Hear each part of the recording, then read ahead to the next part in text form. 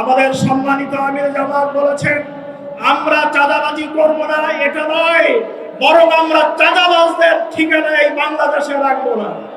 এখানে চাঁদাবাজি চলবে না, লুটতরা চলবে না, হাইজ্যাক চলবে না।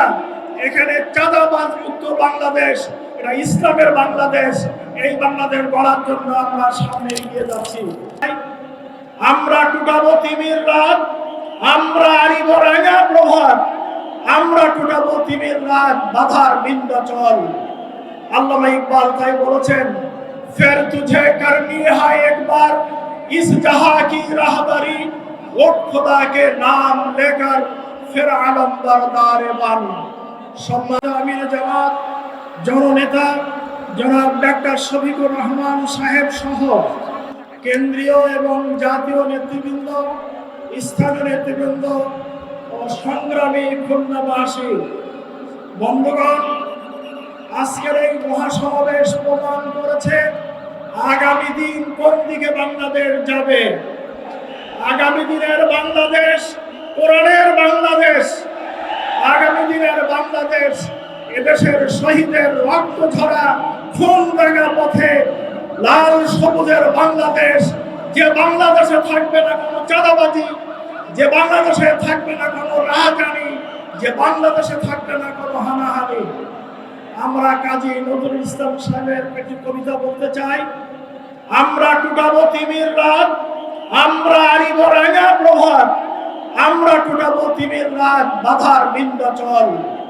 আল্লামা ইকবাল তাই বলেছেন, ফের তুঝে করনি है एक बार इस जहां की राहबरी, उठ खुदा के नाम लेकर फिर आलम बरदार बन। সম্মানিত উপস্থিতি, আমরা ফাঁসিতে গিয়েছি, আমরা গুলিতে শাহাদাত বরণ করেছি, আমরা জেলখানায় গিয়েছি, আমরা পঙ্গুত্ব বরণ করেছি।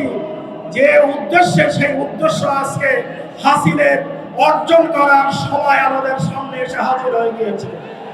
বন্ধুগণ, এই জমিনকে আমরা কোরআনের রঙে রঙিন করতে চাই, রসুলের আদর্শে আমরা এই দেশকে প্রতিষ্ঠিত করতে চাই। আমাদের সম্মানিত আমির জামাত বলেছেন, আমরা চাঁদাবাজি করব না, এটা নয়, বরং আমরা চাঁদাবাজদের ঠিকানা এই বাংলাদেশে রাখবো না। এখানে চাঁদাবাজি চলবে না, লুটতরা চলবে না, হাইজ্যাক চলবে না। এখানে চাঁদাবাজ মুক্ত বাংলাদেশ, এটা ইসলামের বাংলাদেশ। এই বাংলাদেশ গড়ার জন্য আমরা সামনে এগিয়ে যাচ্ছি।